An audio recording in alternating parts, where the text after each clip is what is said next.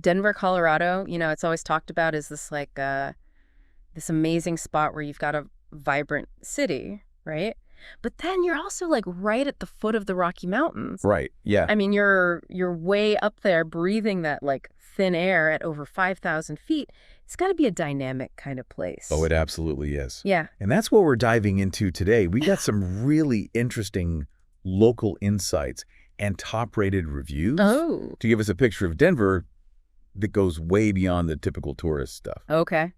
Whether you're actually thinking about booking a trip or just kind of armchair traveling along with us. I like it. So we're talking best things to do, but we all know that's super subjective, right? Totally. What blows one person away might be to someone else. For sure. But our goal here is to highlight the stuff that consistently pops up as exceptional. Right. The experiences that really give you a feel for what Denver is all about. So you're coming to this deep dive, wanting to get a solid grasp on Denver, and we're here to deliver that knowledge quickly, but also make it fun and interesting. So where do we even begin with a city that seems to have so much going on? Well, let's start with an iconic landmark that everyone seems to rave about, Red Rocks Park and Amphitheater. Ah, Red Rocks. Even just the name, has that kind of magic to it.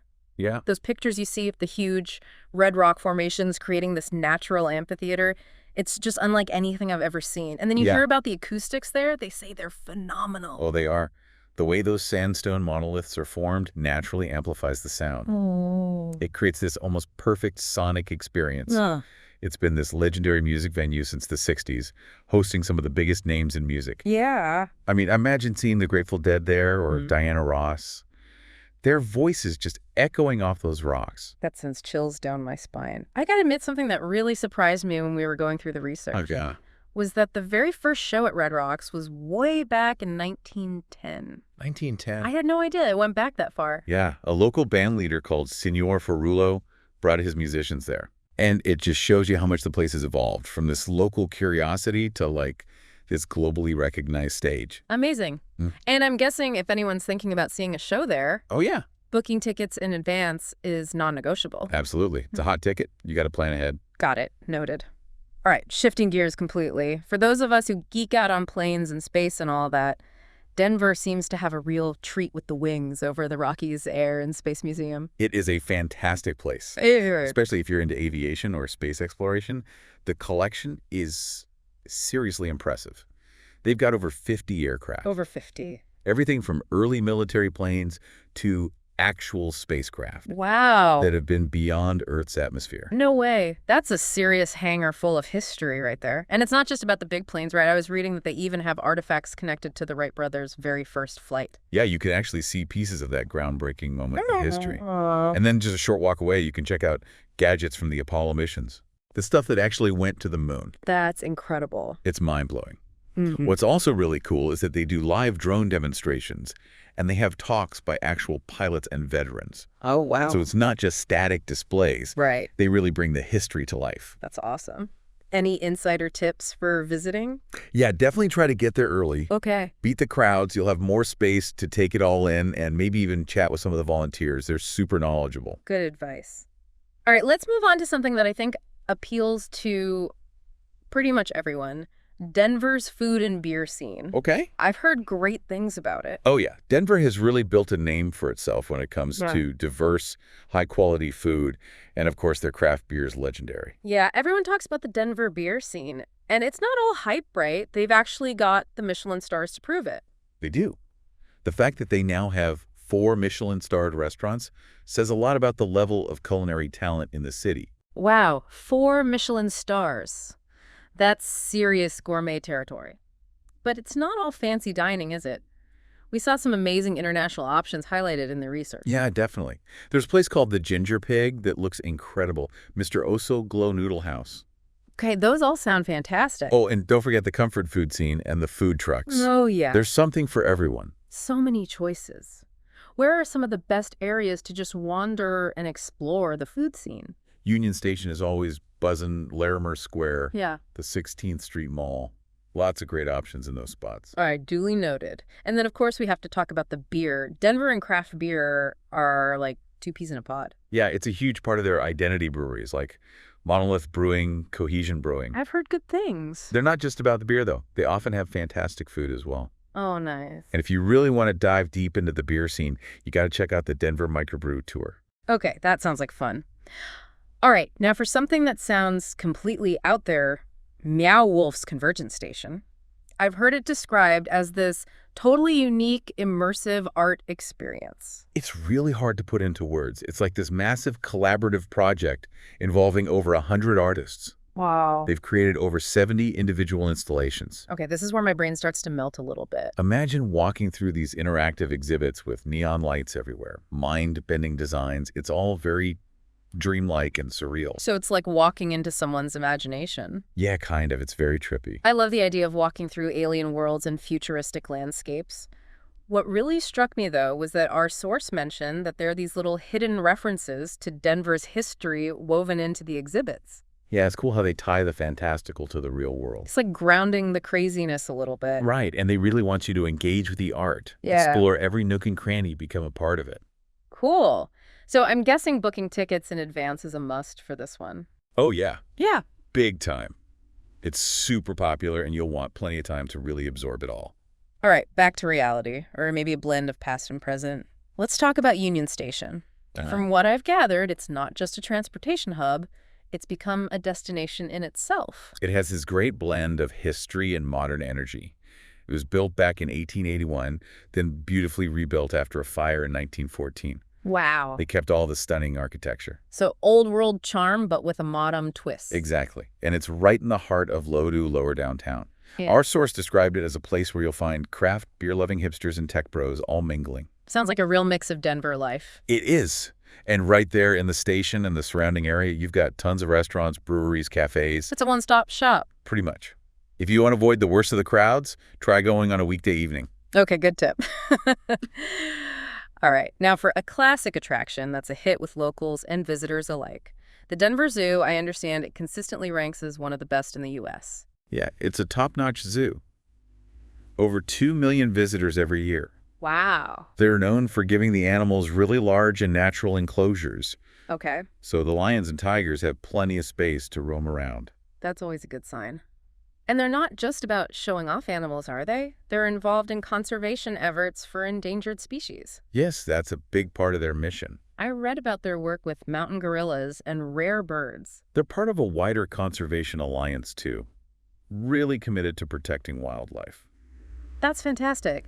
If you're planning a visit to the zoo, is it a half-day thing or more like a full day? Oh, especially in the summer, I'd say plan for a full day. Okay. There's just so much to see. All right, duly noted. Denver also seems to have a thriving arts and culture scene with the Center for the Performing Arts right downtown. Yeah, it's a huge complex with 10 different performance spaces. Wow. You can catch everything from ballet to orchestral concerts to Broadway shows. Broadway in Denver. That's impressive. Yeah, they've had big hits like The Book of Mormon and Mean Girls touring through. Okay, so for those popular touring shows, I'm guessing advance booking is essential. Oh, yeah, absolutely. But it's also worth checking out the center's own productions, right? Definitely. They often put on really high-quality shows, and you might get a better price. Nice. All right, let's get back to pounding the pavement and exploring the city. The 16th Street Mall sounds like a great place for a stroll and maybe a little shopping. It's a mile-long pedestrian mall right downtown. Yeah. Goes all the way from Union Station. Okay, You've got a good mix of big-name stores and unique little boutiques. so something for everyone. Yeah, definitely. It's not just shops, though, is it? I read about restaurants, bars, even some quirky stores selling Wild West stuff. It's a real mix. And you've got some cool landmarks along the way. The Denver Performing Arts Complex is right there. The Daniels and Fisher Tower with that iconic clock. I've seen pictures. And the Millennium Bridge, Okay. which was actually the world's first post-tensioned cable-stayed bridge. Okay, now you've lost me a little. It's basically a really cool design that lets them build a long bridge without any supports underneath. Oh, that's clever. They also do live performances and events along the mall, right? Yeah, especially around the holidays. It gets really festive. Okay, let's step back in time now and talk about Larimer Square. This is where the original gold miner camp was back in the 1850s. Yeah, that's right. It's the historic heart of Denver, Wow. and they've preserved it beautifully. It's a mix of history, nightlife, culture. Sounds charming. It is. The Victorian architecture alone is worth a visit. I bet. So it's a good place to start an evening. Definitely grab dinner at a nice restaurant like the Capitol Grill, then maybe explore the shops and boutiques during the day. Okay, now tell me about the nightlife. What makes it so special? Well, after dark, Larimer Square really comes alive. People flock to the bars and restaurants. There's this great energy along Larimer Street. It's buzzing. Yeah. Okay, we can't talk about Denver without talking about the mountains and the incredible skiing. Oh, absolutely. Skiing's a huge part of life in Denver. It's what draws so many people to Colorado in general. Yeah. And the great thing is Denver's so close to world-class ski resorts, Okay. like Echo Mountain. That's less than an hour away. Wow. So convenient. And are there slopes for all levels? Yeah, definitely. Whether you're a beginner or a pro, you'll find something to challenge you. Cool. What about equipment? Can you rent skis and stuff? Yeah, absolutely. You can rent right at the resorts or in various spots around Denver. Easy peasy. Any tips for planning a ski trip? Yeah, during peak season, those lift tickets can sell out fast. Yeah, makes sense. So book in advance. If you're not into downhill skiing, there's always cross-country skiing too. Okay, good options. And for those of us who prefer to experience the mountains on foot, the hiking sounds amazing. Oh, the Rocky Mountains are breathtaking. Those peaks soaring over 14,000 feet. Wow, that's hard to even imagine. The hiking trails, the views, it's all spectacular. Any recommendations for specific trails or areas? Golden Gate Canyon State Park is great. Beautiful forests, trails for all levels. And if you're up for a drive, Mount Blue Sky takes you up to over 14,000 feet. Wow. The views from up there are incredible. That's bucket list material for sure. Yes. Just remember to take it slow at that altitude. Yeah, good advice. Now, for serious hikers doing multi-day treks out there, Oh, yeah. proper gear is essential. Absolutely. And joining group hikes through platforms like Meetup. Okay. It's a good way to stay safe and meet Yeah, people. safety in numbers. Exactly. Yeah. All right. And for another type of exploration, we have to mention the Denver Museum of Nature and Science. Oh, this one sounds cool. I read that they have everything from mummies to grizzly bears to dinosaur bones found near the city. Yeah, it's an amazing museum. Wow, what a range. They've got fossils that tell the story of Colorado's ancient past, including some really significant dinosaur discoveries. That's And fascinating. they do a great job of making the exhibits interactive and engaging. I love that. You know, the best museums are the ones that make you feel like a kid again. Exactly. Our source mentions some highlights like their Angkor Wat exhibit, and they always have cool temporary displays. Ooh. Dinosaur replicas, space artifacts, you name it. Wow, so there's always something new to see. Yep. And the usual museum advice applies. Get there early to beat the crowds. Solid advice. Well, this deep dive into Denver has been a whirlwind of information and inspiration. From the legendary Red Rocks Amphitheater to the mind-bending art of Mao Wolf to the stunning Rocky Mountains and the vibrant cultural scene. Denver really does seem to offer something for everyone. It does. We've just scratched the surface here, but hopefully we've given you a good overview of the best things to do. And spark some ideas for your own adventures. Exactly. So as you're listening to this and thinking about all the amazing things Denver has to offer, I want you to consider this. What aspect of the city or the surrounding area really captures your imagination? What are you most curious about? Maybe that's the perfect starting point for your own personal exploration of this mile-high city. It's a city that's definitely worth exploring.